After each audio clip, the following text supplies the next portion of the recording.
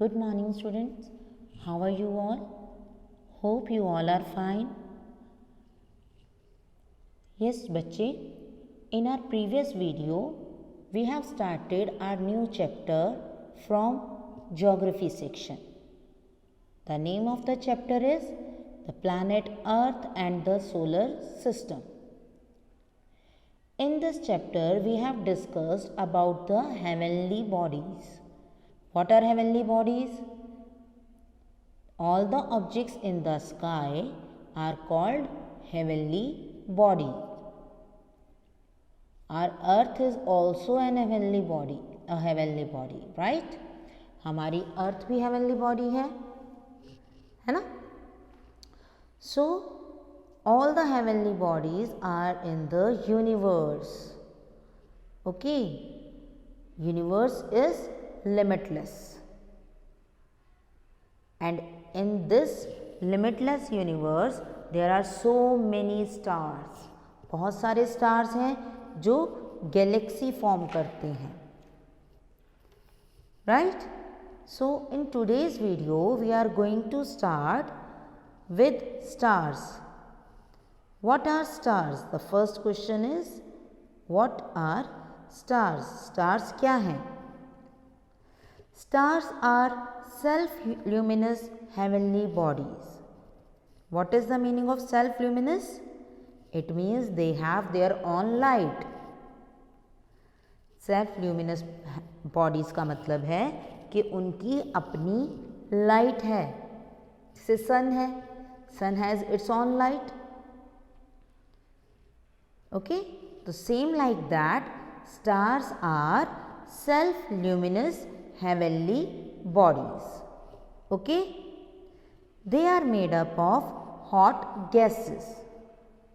And this is the main reason that they are generating heat and light. And they radiate it in the space. वो hot gases से बने हैं और hot gases burn हो रही हैं, इसलिए वो हमें visible हैं. वो light प्रोड्यूस कर रहे हैं, वो लाइट जनरेट कर रहे हैं, हीट जनरेट कर रहे हैं. ओके? और अपनी उस लाइट को पूरे यूनिवर्स में, पूरे स्पेस में स्प्रेड कर रहे हैं. Okay? Stars are countless. We can't count stars. We can see only a few of them at a time. We cannot see more than 6,000 stars.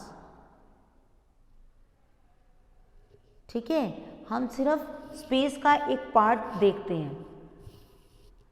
पूरा स्काई, पूरा जो हमारी अर्थ के ऊपर का स्काई है वो हमें विजिबल नहीं होता. We can see only a limited part of the sky.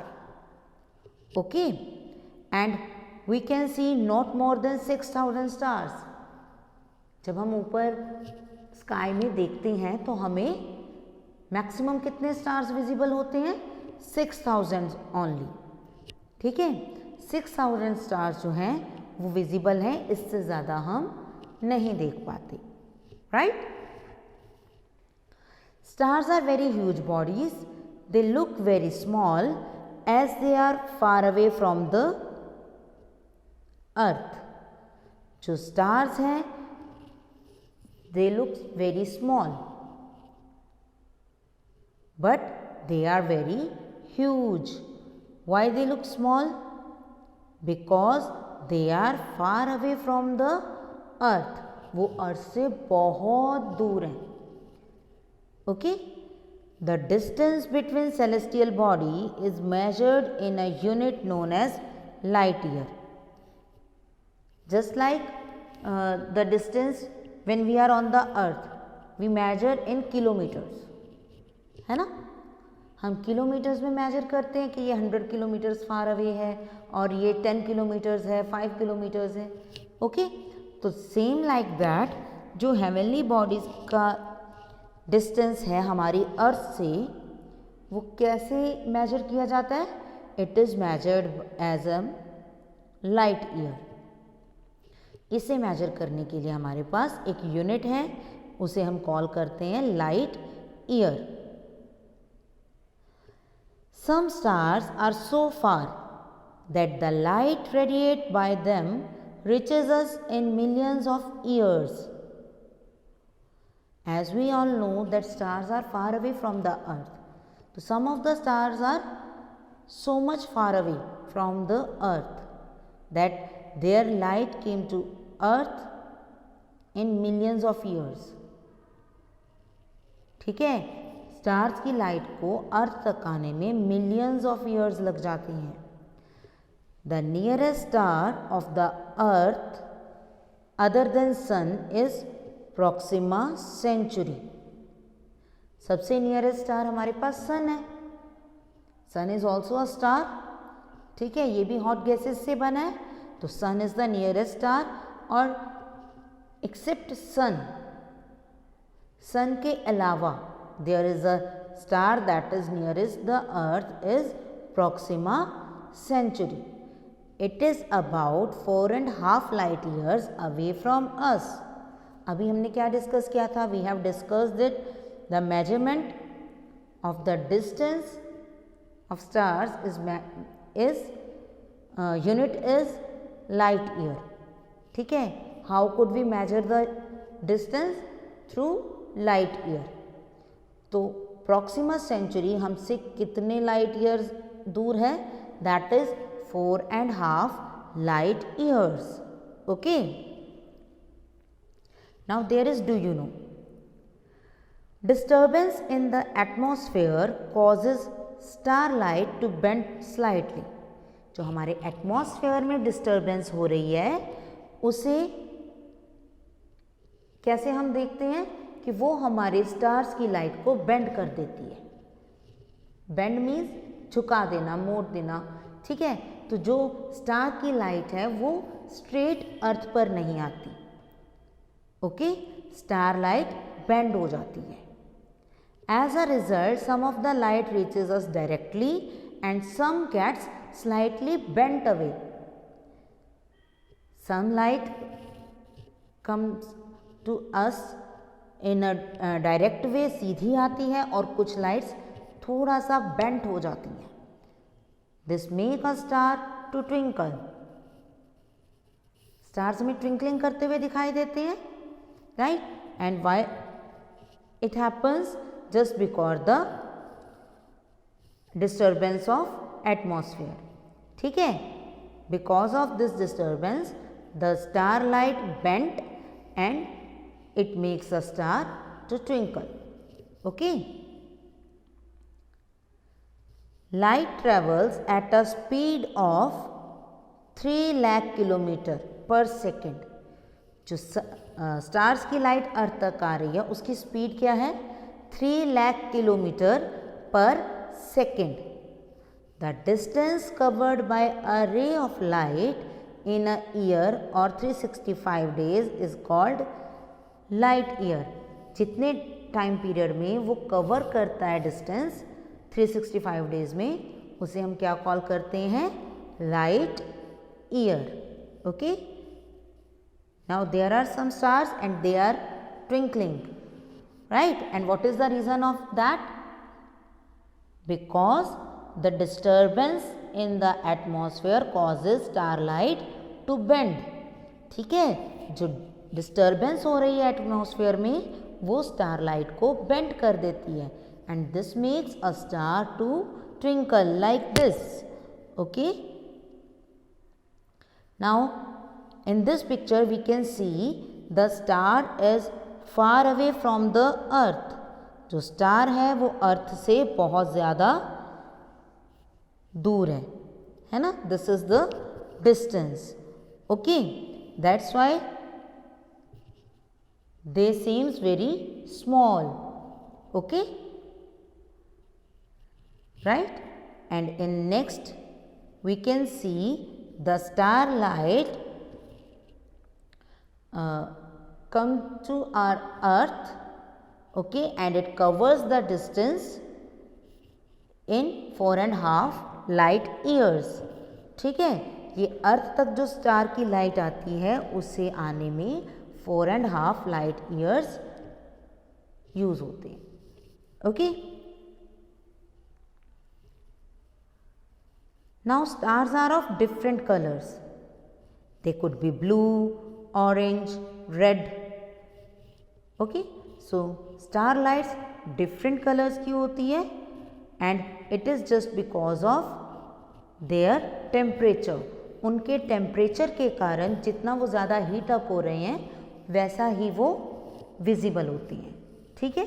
तो जो ब्लू कलर का है स्टार वो बहुत ज़्यादा हीट अप है, बहुत ज़्यादा टेम्परेचर है वहाँ पर, that's why it looks blue. और जो रेड कलर है सबसे ज़्यादा लो टेम्परेचर रेड कलर के स्टार का होता है. Okay. So this is the main reason of the different light of the stars. Clear. Now next is constellation. Constellation क्या है? When we observe the stars in the sky, they appear in the different shapes or pattern. Whenever we look in the sky, there are so many stars and they form different shapes. हमें कभी कभी अलग अलग shapes के stars दिखाई देते हैं. बहुत सारे स्टार्स मिलकर एक डिफरेंट शेप मेंटेन कर रहे हैं, एक डिफरेंट शेप फॉर्म कर रहे हैं. Okay. And they may be resemble as animals, human beings or any other object. ठीक है. वो स्टार्स कभी कभी हमें अलग अलग टाइप के दिखाई देते हैं, पैटर्न्स उनका डिफरेंट होता है. And the group of star which are recognized by the formation are called constellation. ठीक है. स्टार्स का एक ग्रुप जो अलग अलग पैटर्न्स फॉर्म करता है उसे हम क्या कॉल करते हैं? Constellation. Okay. There is Ursa Major that is also called Great Bear. ठीक है. It is a constellation of several stars and it appears in northern sky. ये नॉर्दर्न हेमिस्फेयर के स्काई में दिखाई देता है और इसे हम उर्सा मेजर या फिर ग्रेट बियर भी बोलते हैं. There are 7 stars in this Ursa Major and in India these are called सप्तऋषि मंडल. जो यहाँ पर हम ग्रेट बियर या उर्सा मेजर की बात कर रहे हैं उसमें 7 स्टार्स भी हैं जिसे इंडिया में हम सप्तऋषि मंडल कहते हैं. Okay. There are several other formation of stars which have been given names by the astronomers. बहुत से अलग अलग स्टार्स हैं. I can show you the stars that is Orion. ठीक है. It looks like a Hunter. यहाँ पर जो आपको ओरियन दिख रहा है वो क्या है? एक हंटर जैसी शेप है उसकी कि ये एक मैन है. Here it is a man that holds a weapon. ठीक है. इसके हैंड में वेपन है और ये हंटिंग के लिए जा रहा है. तो it is called Orion. The next here is Big Dipper. जैसे एक पैन होता है. ओके. तो ये बिग डिपर कहा जाता है. It is also called the Saptarishi Mandal और the Ursa Major. Okay. And that is Southern Cross. ये जो सदर्न क्रॉस है it is visible in southern hemisphere. ये सदर्न हेमिस्फीयर के स्काई में विजिबल होता है और it looks like a cross. ठीक है. So it is called Southern Cross. This type of shapes we can see in the sky. Okay. And these shapes are known as constellation. Right.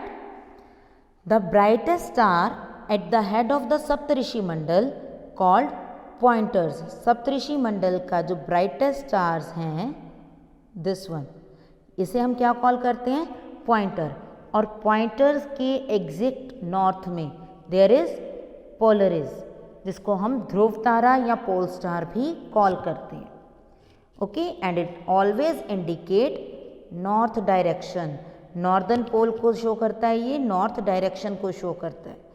Clear. Indian and Greeks have been studying the shapes and patterns of the stars since ancient time. In modern time, the space scientists and astronomers use powerful and large-sized telescope to study the celestial bodies. हमारी जो ancient time में जो लोग थे वो stars को study करते थे. They know about the stars and they studied about the stars and their shapes and their movements. Okay. And in modern time, जो साइंटिस्ट हैं they studied about the stars. Okay. They are studying about the stars, their shapes. ठीक है, तो ये सब किससे वो study कर रहे हैं? टेलीस्कोप की हेल्प से एंड अदर पावरफुल मीडियम्स के through they are studying the stars and the other celestial bodies. Okay, so I hope आपको ये समझ आया होगा चैप्टर. ये टॉपिक जो स्टार्स और कॉन्स्टिलेशन है, ठीक है, it is very interesting. Just read the topic and watch the video. You can understand it easily. Clear? So that's it for today.